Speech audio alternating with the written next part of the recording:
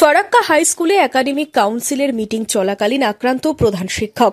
সহকারী শিক্ষকের বিরুদ্ধে প্রধান শিক্ষককে মারধরের অভিযোগ। গুরুতর আহত অবস্থায় হাসপাতালে চিকিৎসাধীন প্রধান শিক্ষক মনিরুল ইসলাম। জানা গেছে, শুক্রবার প্রধান শিক্ষকের রুমে একাডেমিক কাউন্সিলের মিটিং ডাকা হয়।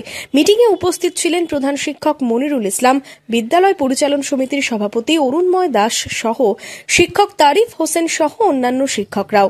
স্কুলের ক্লাস রুটিন নিয়ে আলোচনার সময় প্রধান শিক্ষকের সাথে বচসায় জড়িয়ে পড়েন স্কুলের সহকারী শিক্ষক তথা পশ্চিমবঙ্গ তৃণমূল মাধ্যমিক শিক্ষক সমিতির রাজ্য কমিটির সদস্য তারিফ হোসেন।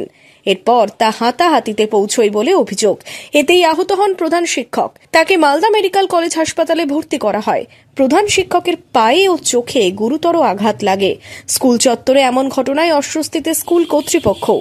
যদিও এই ঘটনার কথা স্বীকার করে নিয়েছেন স্কুল পরিচালন সমিতির সভাপতি। কালকের ঝামেলাটা কোনো বিচ্ছিন্ন ঘটনা নয়, এটা দীর্ঘদিন ধরে আর কি এই group of teacher versus headmaster মশাই এই বিবাদ চলছে। আমি বেশ কয়েকবার বসেছি, ম্যারাথন মিটিং করেছি সমস্ত শিক্ষকদের নিয়ে, 4 ঘন্টা 5 ঘন্টা, কিন্তু কেউ শুনছে না। সবাই নিজের অবস্থানে অনড়, এই লড়াই চলছে। আর আমার মনে হয় যে আমি পারছি না, আমি এই জায়গার যোগ্য লোক নই আর কি, যার জন্য আমি ওখান থেকে বেরিয়ে আসতে চাইছি।